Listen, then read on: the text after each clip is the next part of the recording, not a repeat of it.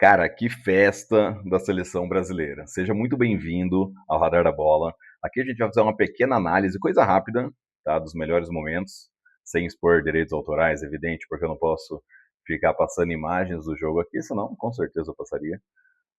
Vamos falar um pouquinho de como foi o jogo, comportamento dos jogadores, o coletivo do Brasil e sobre esse desafio que foi o Japão.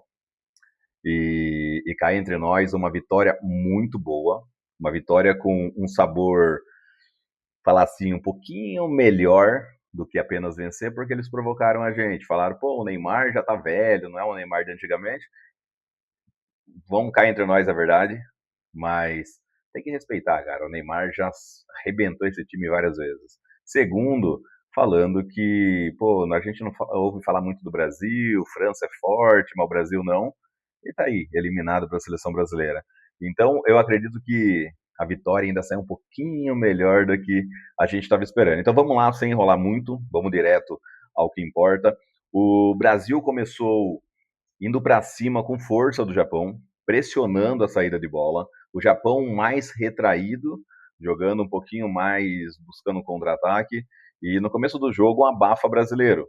Não criou tantas oportunidades de gol assim, porém, algumas até que relevantes vão passar rápido. Aqui você vê a pressão, aqui nessa região, você vê a pressão do Bruno Guimarães, onde ele toma a bola. Aqui teve um print que saiu errado, e ele mesmo bate a bola e sai, cara, do lado do gol, para escanteio. Na hora que ele vai cobrar, ele já chama a galera para vir junto com ele.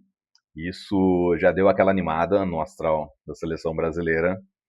Na sequência, cara, da jogada, o Paquetá toma uma bolada na cara. Eu até brinquei, pô, ele vai sair lesionado. Mas continua o jogo, né? O Bruno Guimarães encheu o pé e foi um momento até que um pouco icônico, né? Um pouco engraçado. Na sequência, um contra-ataque da seleção brasileira e quase que sai o gol, né, do Matheus Cunha, onde ele bate no cantinho, o goleiro, não sei se pegaria talvez na trave, mas o goleiro vai lá conferir e manda para escanteio. Aqui outra jogada de contra-ataque da seleção brasileira, porém é onde sai o lance do gol, onde o Danilo, ele poderia ter lançado o jogador da frente, talvez o Bruno Guimarães que estava vindo na frente, ele tentou mandar para o meio. E nessa, o jogador do Japão recupera a bola, intercepta a virada de jogo ou o lançamento no meio, né? Ele ia passar, o Danilo foi passar para o meio e nessa pega a zaga do Brasil completamente desarrumada. E ele vem, o Casemiro até poderia fazer uma falta, só que nesse momento ele já estava com cartão amarelo, então se ele fizesse a falta ali, ele automaticamente seria expulso, né? E ele vem trazendo a bola e bate lá no cantinho do Alisson. Japão 1-0 e uma festa japonesa. Nesse momento, você poderia ver a seleção brasileira com uma postura um pouco cabisbaixa, porque tomou um gol, começou a desesperar, errando muito, porque queria buscar rápido o empate, né? Porque jogo de Copa do Mundo, se você demora muito para reagir, muitas vezes é fatal. E os jogadores da seleção brasileira sabem muito bem disso, porque nas últimas Copas, contra a Bélgica, contra a Croácia, foi isso que aconteceu. E aí acaba o primeiro tempo, quando volta, e eu vou dar até muito mérito para o Ancelotti, até no final do vídeo, com certeza eu vou falar sobre isso, mas ele vem com o Endrick, porque ele precisava mexer na estrutura do time. O Endrick é um cara muito incisivo que vai para cima, e a gente espera muito desse menino. Essa é a verdade. E o Ancelotti coloca o menino e todo mundo vem falar com ele, cara, vai lá. Provavelmente vai lá e resolve, faz seu futebol. E ele entra no meio da zaga de centroavante na área que ele realmente é muito bom. Na área que fez ele ser contratado pelo Real Madrid. E o Carlo Ancelotti, ele também manteve o Casemiro, a contragosto de muitas pessoas, inclusive minha. Falei, pô, cara, o Casemiro errou tudo quanto é passe, deu bote errado, tomou um contra-ataque por erro do Danilo, é claro. Ele também não poderia fazer muita coisa ali, porque senão seria expulso. Mas mesmo assim, o Casemiro, ele basicamente fez um péssimo primeiro tempo. E o Ancelotti insiste nele. É claro, pô, não tá nas suas melhores condições, mas ainda é o Casemiro. Pode ser importante em várias frentes, tanto defensiva quanto ofensiva. E chega o menino Endrick para jogar, e nesse momento, cara, o Brasil começa aquele abafa, mandar muita bola para a área. O Brasil começa a cruzar muita bola, porque até na transmissão tinha comentarista falando, pô, o Japão é um time que no jogo aéreo não é muito bom. O Brasil deveria explorar mais isso. E aqui nesse momento, né, num bate-rebate dentro da área, o Casemiro cabeceia e eu acho que o Takefuso, ele tira em cima da linha, que a bola bate nele, que, meu, era gol certo. Eu acho que todo mundo gritou gol. E basicamente o Endrick ia pegar o rebote e o outro jogador do Japão, que eu não sei o nome dele, não recordo, ele chuta para longe a bola e quase que o Brasil abre o placar. E até agora, rojões sendo soltos. Aqui o Brasil começa na bafa e o Gabriel Magalhães, cara. Ele faz o cruzamento dentro da área, lá no segundo pau, onde o Casemiro sobe de cabeça e aquela cabeçada consciente, não é aquela cabeçada com o olho fechado, ele sabia onde estava mandando. E ele vai e faz 1-1, empatando o jogo. E aí, cara, é explosão brasileira e o Brasil, o Japão já começou a ficar desesperado. Acho que eles pensaram, pô, falamos merda e vamos ter que engolir. Então o Brasil começa aquele abafa forte. O Vini, numa jogadaça dele, que ele joga no meio das pernas do marcador e vem para cima, torce para um lado, leva para o outro, bate de 3 dedos, ou um toquinho para o lado, o goleiro dá aquele toquinho no antebraço e a bola pega na trave, quase que sai um golaço do Vini, que nesse momento está se tornando um dos protagonistas da seleção brasileira. Muitos não botavam muita fé, mas ele está cada vez mais se superando. Aí a gente continua a jogada onde o Endrick vem pelo meio, costurando 3 marcadores, e aqui vem o quarto, ele lança para o Vini Júnior, onde o Vini traz a bola até o final, e nesse momento ele poderia ter dado um passe por aqui, ou talvez aqui no ponto futuro, para o Endrick entrando para dentro. Eu não vou conseguir marcar ainda, porque eu estou aprendendo ainda a gravar dessa maneira, mas, cara, um passe aqui com o Endrick infiltrando, era a cara do gol até o Martinelli, que estava aqui por dentro, se eu não me engano. Com certeza seria um lance muito perigoso para a seleção brasileira. Mas ele toca errado, ele dá um passe errado, talvez buscando o Ryan, e a zaga do Japão acaba tirando nesse momento. Depois, outro contra-ataque puxado pelo Endrick puxando o contra-ataque, ele vê o Martinelli se infiltrando no meio da zaga, e ele faz um lançamento e o goleiro chega um pouquinho antes, que já dava sinal que o Martinelli entrou a milhão no jogo.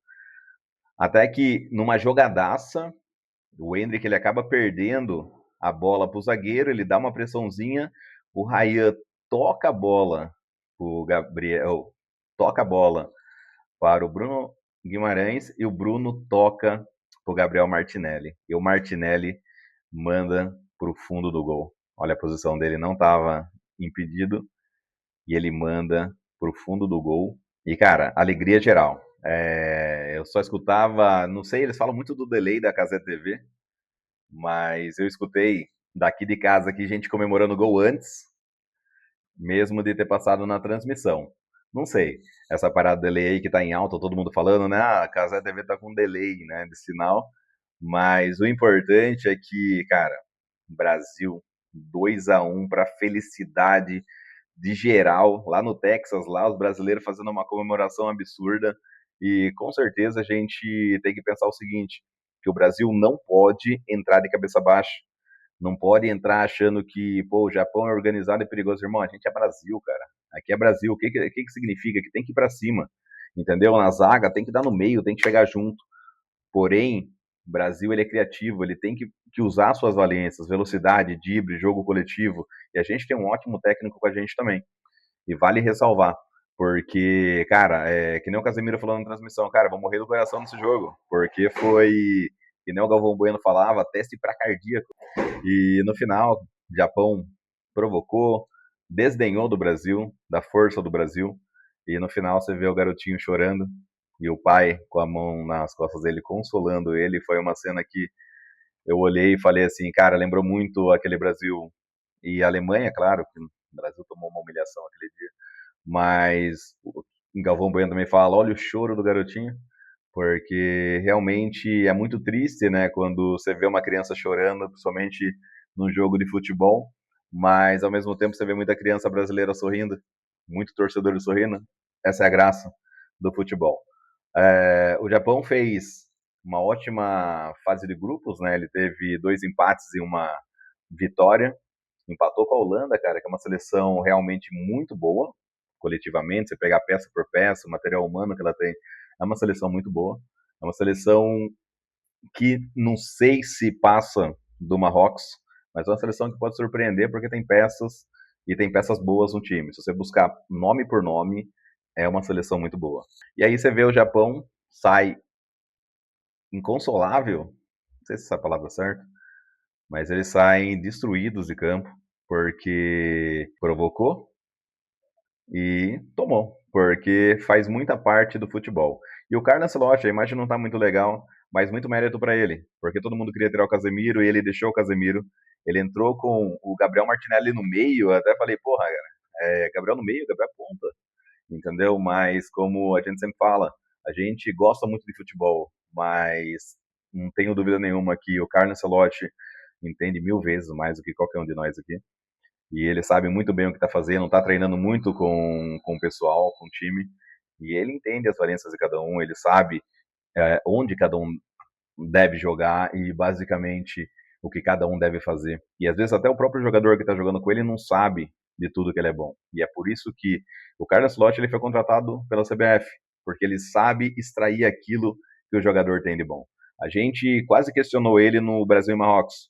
Foi colocado Igor Thiago, a gente quase questionou ele pelas modificações que ele fez, não ter colocado o Endrick em jogo. Mas ele se mostra cada vez mais um grande técnico, que já é, historicamente. O Carlo Ancelotti vai ficar para a história como um dos maiores campeões do mundo, se não o maior. E fica aí. E muito feliz por ele ser técnico da seleção brasileira. E o que eu penso é o seguinte: o Brasil jogou muito bem, teve suas falhas no começo, começou muito nervoso, por ser um jogo de mata-mata, sabe que perder tá fora, mas ao mesmo tempo mostrou muita garra, muita força e muita resiliência. Faltava isso para a seleção brasileira. Porque eu vou até voltar para essa imagem, porque esse povo aqui ama futebol.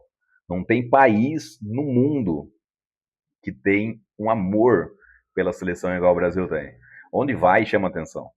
Então, os jogadores do Brasil estão de parabéns, porque não é um jogo fácil. Você saber que, pô, se eu cometer um erro aqui, eu tô fora. E mesmo assim, sei lá e se entregar e virar esse jogo no finalzinho, para dar aquela emoção, tá entendendo? E fico por aqui, agradeço se você ficou até o final. Se inscreva no canal, eu vou fazer daqui a pouco falar ali um simulado ali do 16 avos, e conto com vocês aí para assistir, dar um like e comentar o que você achou do jogo, tá? Valeu!